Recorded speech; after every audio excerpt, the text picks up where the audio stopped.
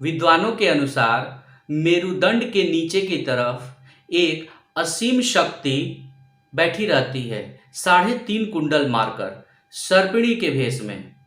उसे ही कुंडलिनी का नाम दिया गया है। वह शक्ति सुषुप्त अवस्था में छिपी हुई रहती है।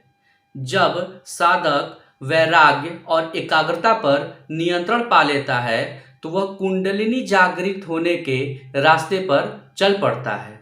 किसी सिद्ध गुरु के शरण में ही कुंडलिनी जागृत का अभ्यास किया जा सकता है।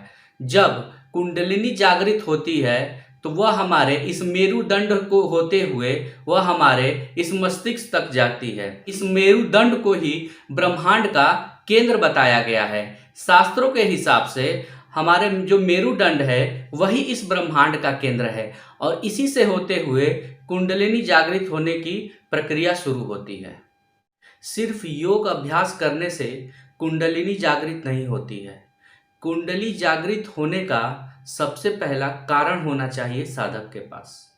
कुंडलिनी जागृत इतना भी आसान नहीं होता है कि ध्यान में बैठ गए, योग करने लगे और कुछ लाइट्स आंख में दिख गई और सोचे कि कुंडलिनी जागृत हो गई। ऐसे नहीं होता है कुंडलिनी जागृत।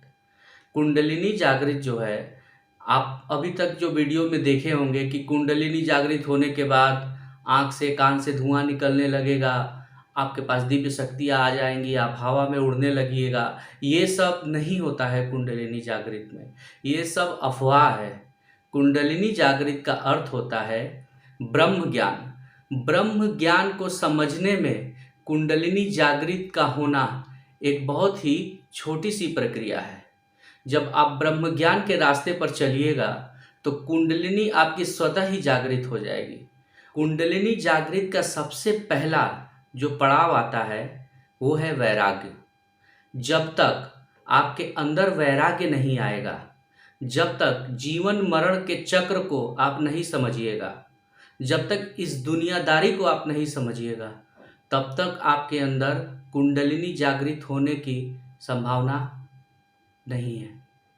वैराग्य का मतलब ये नहीं कि आप हिमालय में जाकर बैठ जाइए, सारी दुनिया को छोड़ दीजिए।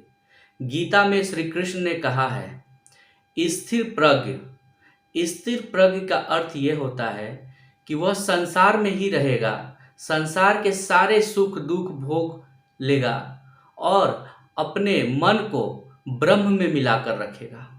सभी सुखों में होते हुए भी आपको अपने मन को ब्रह्म में मिलाकर रखना है और मृत्यु को सत्य मानना है। तभी आपके अंदर वैराग्य जगेगा। जैसे ही आपके अंदर वैराग्य जगेगा, आपके मन में एकाग्रता आ जाएगी। एकाग्रता कुंडली जागरण में बहुत बड़ी भूमिका निभाती है। बिना एकाग्रता के कुंडलिनी क्या किसी भी आध्यात्मिक शक्ति को नहीं पाया जा सकता। तो एकाग्रता के लिए सबसे पहले आपके मन में वैराग्य आना चाहिए, उसके बाद एकाग्रता जागृत होगी। एकाग्रता आने के बाद आप कुंडलिनी जागरण के रास्ते पर चल सकते हैं। जिसकी कुंडली जागृत हो जाती है वह ये बोलता है अहम ब्रह्मास्मि, मैं स्वयं ही ब्रह्म हूँ। लेकिन ऐसा नहीं है। कुंडलिनी जागृत होने से कोई अहम ब्रह्मास्मि नहीं हो जाता है। कुंडलिनी जागृत एक पड़ाव है। कुंडलिनी जागृत होने के बाद अनहद नाद की प्रक्रिया शुरू होती है और अनहद नाद के बाद अलख जगने की प्रक्रिया शुरू होती है। जब आप अपने अंदर अलख को जगाने में समर्थ हो जाइएगा तभी आप अहम ब्रह्मास्मि कह सकते हैं। अलख जगाने का मतलब, जैसे महादेव शिव, उनको अलख निरंजन कहा जाता है क्योंकि उनका अलख जागृत था, वो अलख निरंजन थे।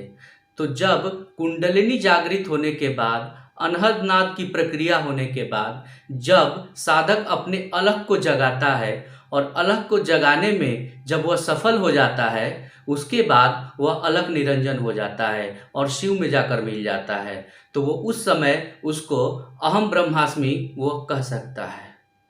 अनहद नाद के ऊपर मैं किसी और वीडियो में विस्तृत वर्णन करूंगा कि अनहद नाद किसे कहते हैं और इसका अनुभव क्या होता है। अनहद नाद के बाद हमारे जीवन का किसी भी मनुष्य के जीवन का सबसे सर्वोच्च लक्ष्य होता है अपने अंदर के अलग को जगाना, जो शिव ने किया था। महादेव शिव की कृपा से ही इस अलग को जगाया जा सकता है। जो भी मनुष्य अपने जीवन में अलग को जगा लिया, समझिए कि उनका जीवन धन्य हो गया। ये अलग को जगाना ही हर मनुष्य के जीवन का अंतिम लक्ष्य होता है।